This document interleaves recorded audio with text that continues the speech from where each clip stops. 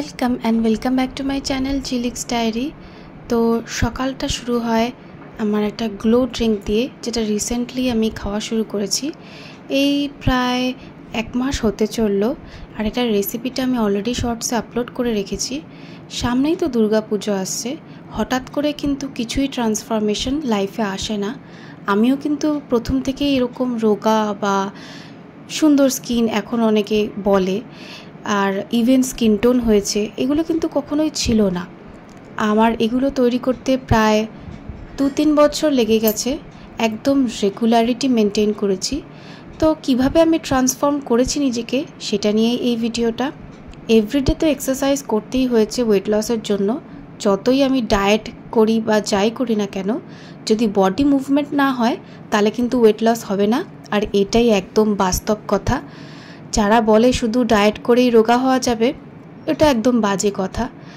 আর আমার skin টোনটা even কিভাবে হয়েছে, আগে স্কুল কলেজ করেছি, সানস্ক্রিন কী জিনিস অত বুঝতামও না, অত কেয়ারও করতাম না, প্রচুর ট্যান পড়ে গেছিলো।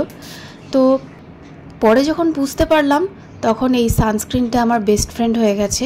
এভরিডে ঘরে থাকি বা বাইরে, সানস্ক্রিন ইজ মাস্ট।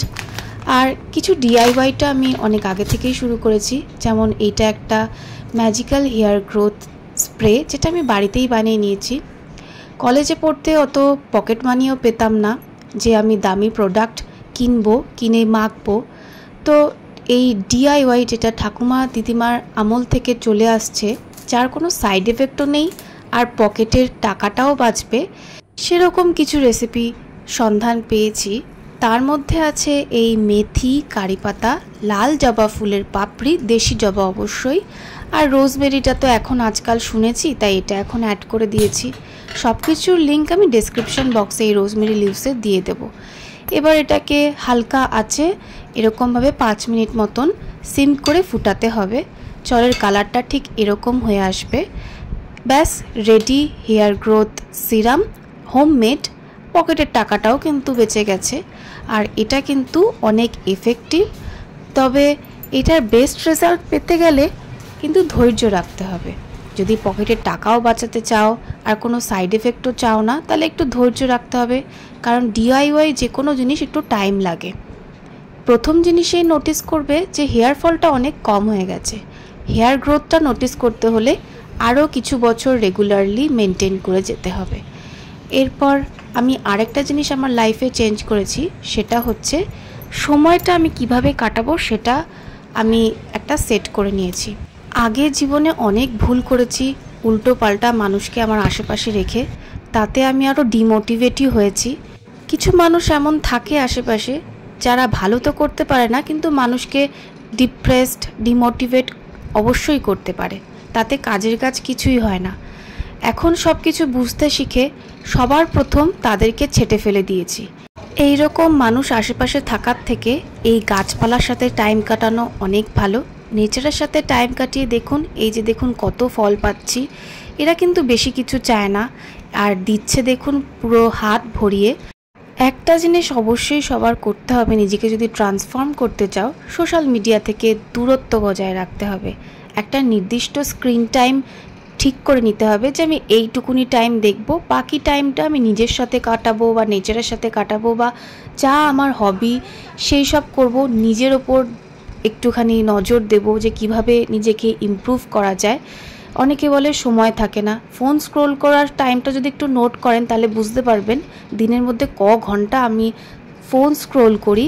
আর সেই টাইমটা যদি এইসব না করে নিজের প্রতি টাইম দেওয়া যায়, তাহলে কিন্তু অনেকটাই ট্রান্সফর্ম হওয়া যেত। সবাই অবশ্যই এটা চিন্তা করবেন, আমিও করেছি।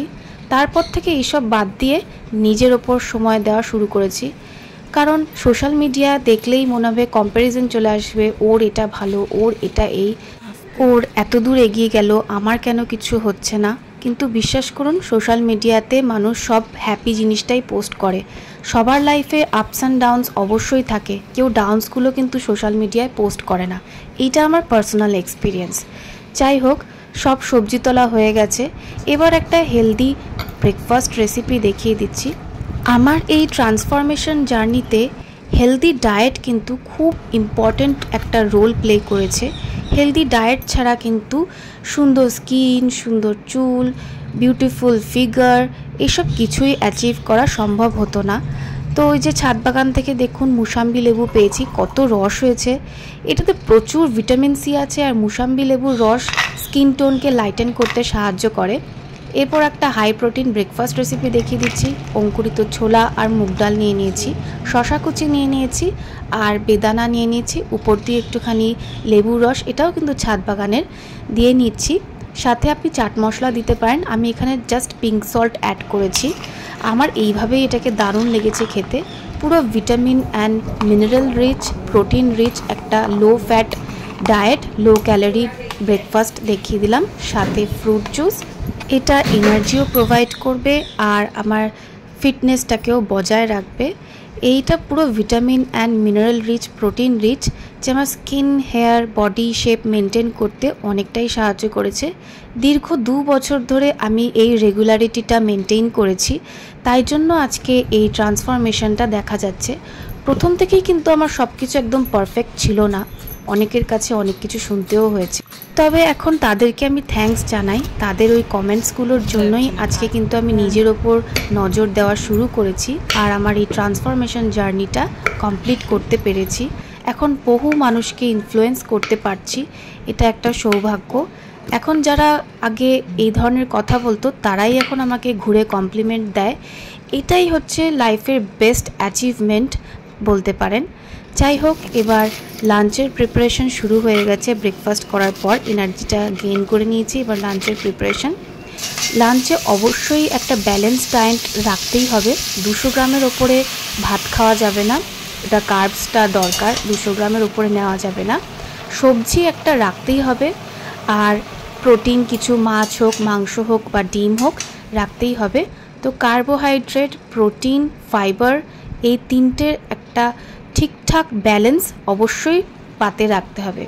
আরেকটা জিনিস, আমি এই যে দেখুন চিনিটাকে একদমই কাট অফ করে দিয়েছি লাইফ থেকে, টক্সিক মানুষদের মতন। তার জায়গায় আমি গুড় অ্যাড করে নিচ্ছি। যে কোনো রান্নাতে আমি গুড় অ্যাড করি, গুড়টা খুবই ভালো অপশন। তো ব্যাস, লাঞ্চ রেডি হয়ে গেছে। একদম প্ল্যাটারটা দেখুন, বেশি পরিমাণ সবজি নিয়েছি, আর আজকে আছে ডিম কষা প্রোটিন হিসাবে। তো যখন মনে হবে পেট এত কম খাওয়ারে ভরছে না, তো সবজির পরিমাণটা বেশি নিয়ে নেবেন, তাহলে দেখবেন পেট ভরে যাবে। কি খেতে হবে সেটা তো দেখালাম, এবার কি কি খাওয়ার বাদ দিতে হবে সেইটা দেখাই। প্রথমে এই যে দেখাচ্ছি সিঙ্গারা, মানে ডিপ ফ্রাইড জিনিস, ভাজাভুজি, চপ, ফিশ ফিঙ্গার এই ধরনের জিনিস, আর হচ্ছে মিষ্টি, যে কোনো মিষ্টি বা মিষ্টি জাতীয় জিনিস, এইগুলো কিন্তু জীবন থেকে পুরোপুরি বাদ দিয়ে দিতে হবে। তাহলে এবার বলবে এটা কার জন্য নিয়ে যাচ্ছি, নিজের জন্য অবশ্যই নয়, এটা আমার বাবার জন্য। এদেরকে তো আমি থামাতেই পারবো না, যতই ডায়াবেটিক হোক এইসব খেতেই হবে। তো যাই হোক, আর একটা মিনিমাম স্কিন কেয়ার অবশ্যই রাখতে হবে। Face wash, toner, serum, vitamin C serum, যেটা সবার স্যুট করবে। আর যদি মুখে কোনো দাগছোপ থাকে তাহলে 2% কোজিক অ্যাসিড ফেস সিরাম, এটা খুবই কার্যকরী। আর আমি রিসেন্টলি এই বিউটি অফ জোসনের red bean water gel use করছি, আর এটা আমার খুব ভালো স্যুট করেছে, তাই জন্যই আমি রিভিউটা দিচ্ছি। এটা স্কিনকে গ্লোয়িং করতে সাহায্য করে, ফাইন লাইন্স, রিঙ্কলস দূর করে, ব্যারিয়ার রিপেয়ার করে। এটা জেল লাইক টেক্সচার, রোজ রাত্রেবেলা করে লাগাচ্ছি। এই ভিডিওটা থেকে যদি একটুও মোটিভেট হয়ে থাকেন তাহলে অবশ্যই চ্যানেলটিকে লাইক করুন, শেয়ার করুন, সাবস্ক্রাইব করুন আর বেল আইকনটিকে প্রেস করুন। Thank you.